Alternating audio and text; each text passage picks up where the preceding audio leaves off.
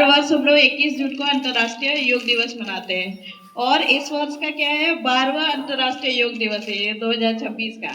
और इस बार का विषय है जीवन की गुणवत्ता में सुधार लाने के लिए शारीरिक स्फूर्ति, मानसिक शक्ति और भावनात्मक कल्याण को बढ़ावा देने की योग की क्षमता पर प्रकाश डालती है। भी उपस्थित छात्रगण को आज के शुभ दिवस के अवसर पर सबको बहुत बहुत शुभकामनाएं। मैं बहुत ज़्यादा नहीं बोलना चाहूँगी, लेकिन जिस तरह से हम लोग अपने दैनिक जीवन में हर एक कार्यों को एक निर्धारित समय के साथ पूर्ण करते हैं, क्योंकि वो हमारे लिए बहुत जरूरी है। और अंतर्राष्ट्रीय दिवस है, अंतर्राष्ट्रीय योग दिवस। योग का हमारे जीवन में बहुत ही महत्व है। योग से हमारे शरीर का रोग दूर होता है। जो नित्य प्रतिदिन योग करते हैं उसे रोग दूर रहता है। हम लोग तरह तरह के योग करते हैं, जैसे अनुलोम विलोम।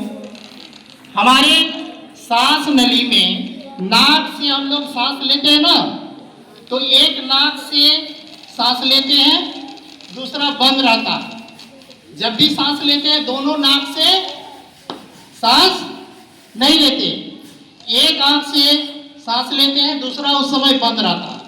फिर दूसरा बंद होता है तो पहला से सांस लेते हैं। तो अनुलोम विलोम करने से श्वसन तंत्र हमारा मजबूत होता है। नाक को बंद करके सांस लेते हैं और दूसरा को बंद करके फिर उसे छोड़ते हैं, तो क्या होता है हमारा सांस नली क्लियर हो जाता है। और श्वसन तंत्र जब अच्छा से काम करेगा तो हमारे फेफड़ा को अच्छा से ऑक्सीजन मिलता है, और ऑक्सीजन सही ढंग से मिलेगा तो हमारा रक्त को भी ऑक्सीजन मिलेगा, जो रक्त परिसंचरण तंत्र द्वारा हमारे पूरा शरीर के कोशिकाओं तक ऑक्सीजन पहुंच जाता है। तो इस तरह तरह के जो हम लोग कसरत करते हैं तो उससे हमें फायदा होता है। जैसे अनुलोम विलोम से नाक से सांस लेने का क्रिया तंत्र द्वारा पूरा शरीर के कोशिका तक पहुंचता है। उसी तरह हम लोग अलग अलग कसरत करते हैं, जैसे गर्दन का एक्सरसाइज करते हैं, गर्दन आराम से दाहिना पैर में खड़ा होना और बाएं पैर घुटने के पास जाना है। जो नर्व होता है वह स्वस्थ होता है, कभी भी गर्दन में मोच नहीं आता है, गर्दन मजबूत। अपने दिनचर्या में इस चीज को शामिल कीजिए, क्योंकि कोई भी चीज आपके दिनचर्या में शामिल होता है तभी उसका लाभ दिखता है। अदरवाइज 1 घंटा 2 घंटा का योग कीजिएगा तो असर नहीं होगा। इसलिए मैं कहता हूं कोई भी कार्य करने के लिए अनुशासन की आवश्यकता बहुत जरूरी है।